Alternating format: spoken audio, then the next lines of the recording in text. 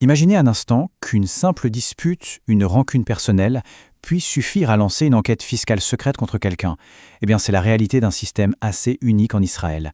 C'est une plateforme en ligne où la dénonciation est à portée de clic. Aujourd'hui, on décortique ce système, comment il fonctionne, qui l'utilise et surtout, ce que ça implique. La question est posée et elle fait un peu froid dans le dos. Est-ce qu'une simple rancœur entre deux personnes peut vraiment se transformer en une véritable enquête d'État menée en secret ? La réponse, vous allez voir, est assez surprenante. Eh bien oui, en Israël, la réponse est un grand oui. Cette possibilité, ce n'est pas de la science-fiction, non, c'est un système bien réel, un portail officiel accessible à n'importe qui en quelques clics. Alors, comment est-ce que tout ça démarre ? Plongeons ensemble dans le mécanisme qui peut tout déclencher. C'est la première étape du processus. Voici l'outil au cœur de tout le système. Son nom officiel, la Hotline de la justice fiscale. C'est un portail web où tout le monde, vraiment n'importe qui, peut signaler une suspicion de fraude. Et le point absolument crucial, c'est qu'on peut le faire de manière complètement anonyme si on le souhaite. Et attention, il ne faut pas imaginer un simple formulaire de contact qui se perdrait dans les méandres de l'administration. Pas du tout.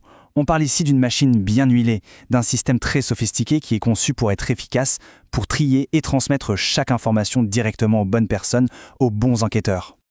Bon, une fois que quelqu'un a cliqué et envoyé son information, que se passe-t-il dans les coulisses ? On entre maintenant dans ce que la source qu'on analyse aujourd'hui appelle la machine fiscale secrète. Pour bien se rendre compte de l'ampleur du dispositif, regardez ce chiffre, 58. C'est le nombre d'unités et de départements différents qui, à travers tout le pays, sont dédiés au traitement de ces dénonciations. Ça donne tout de suite une idée du sérieux avec lequel chaque signalement est pris en compte. Le processus est ultra méthodique, comme on peut le voir ici. L'information qui arrive est d'abord évaluée par une unité de renseignement spécialisée. Si elle est jugée crédible et pertinente, elle est qualifiée de renseignement exploitable. Et à partir de là, c'est quasi automatique. Une enquête secrète est lancée.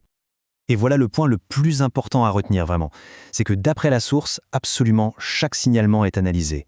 Rien n'est jamais jeté à la poubelle. Chaque bribe d'information entre dans le système pour être examiné de près. Maintenant, on arrive à la question peut-être la plus intéressante. Mais qui sont ces informateurs ? Qui sont les gens qui appuient sur ce fameux bouton ? Les exemples concrets sont toujours les plus parlants. Premier cas de figure, un grand classique, l'employé qui vient de se faire licencier. Il connaît les secrets de la maison, les habitudes de son ex-patron. Les détails qu'il donne sont tellement précis que l'information devient tout de suite très, très crédible. Autre exemple, le cercle de proximité immédiate. Un voisin, quelqu'un qui remarque un petit manège, un flux d'argent liquide pour un loyer, une simple observation de la vie de tous les jours qui peut se transformer en un renseignement fiscal de première qualité. Et enfin, on arrive au cas qui est présenté comme le plus courant, et souvent le plus détaillé, l'ex-conjoint ou l'ex-conjointe.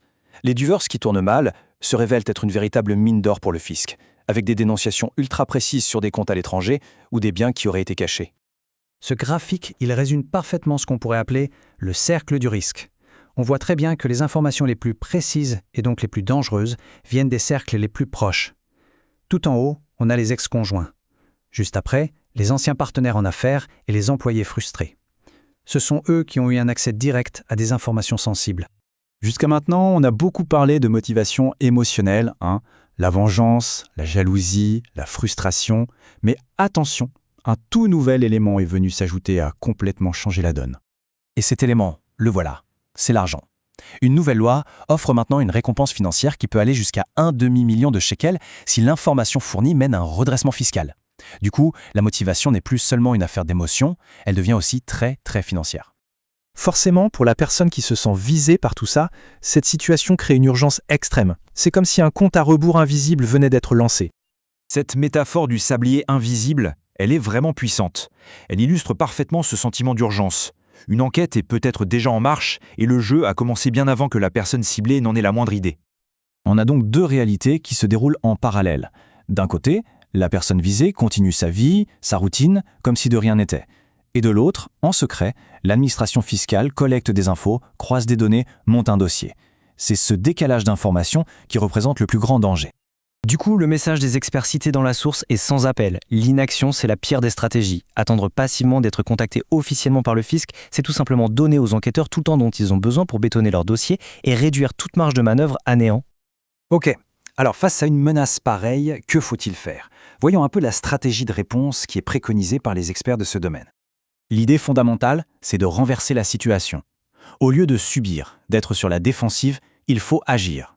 Ça veut dire évaluer son propre niveau de risque et surtout prendre l'initiative. L'objectif, c'est de désamorcer la menace avant même qu'elle ne frappe officiellement. Pour ça, il existe un outil juridique bien précis qui est mis en avant, la procédure de Gilles-Louis Meratsone.